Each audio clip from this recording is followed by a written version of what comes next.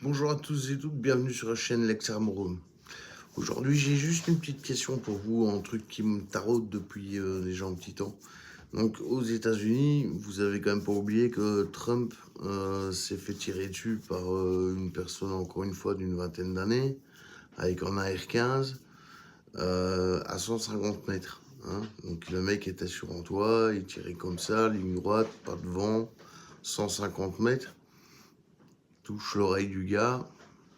Et comme par hasard, malgré les services secrets qui sont tombés dessus, etc., on a laissé se relever le président Trump. Alors vous savez tous que si on essaye d'abattre un président, tant qu'on n'a pas identifié le tireur, etc., laisser le président se relever, c'est un risque monstrueux qu'il se prenne une deuxième balle en pleine tête. Hein? On est quand même relativement d'accord. Donc, vous voyez, on peut en tout cas réfléchir à se dire, est-ce que c'est normal? Est-ce que c'est une mise en scène? On ne sait pas trop. Et là, on voit Charlie Kirk, qui a fait, encore une fois, une nuit, il parlait. Et là, vous avez un tireur à 200 mètres. Même arme. Même type, en tout cas. Est-ce qu'il avait un grossissement ou est-ce qu'il avait un point rouge? J'en sais rien.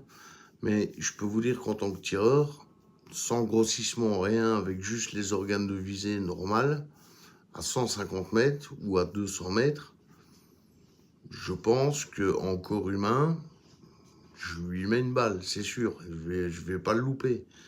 Alors que si on utilise une petite lunette, du x3, hein, ou en magnifieur, hein, donc ça veut dire qu'on est en point rouge et on met en x3 devant. Bon, à mon avis, c'est ce qu'ils avaient. Je sais pas balistiquement exactement tout ce qu'ils avaient, mais bon, à mon avis, facile à trouver, donc voilà. Ou même avec les organes de visée. Et là, Charlie Kirk, à 200 mètres, le mec, dans le même axe, lui met une balle, mais en pleine trachée ici. Donc, celui qui a tiré à 150 mètres a frôlé. Et ici, Charlie Kirk, à 200 mètres, le même genre de type, avec le même genre d'arme, lui met en pleine gorge. Qu'est-ce qu'il faut en penser, à votre avis? Moi, c'est vraiment la question que je me pose. Parce que Trump, pour moi, à 150 mètres, la balle, elle devait pas être là, elle devait être entre les deux yeux. Ça, c'est sûr. Pour moi, n'importe quel tireur aurait pu le faire. Enfin, voilà. Donc moi, je vous pose la question, qu'est-ce que vous en pensez? Quelles sont vos déductions?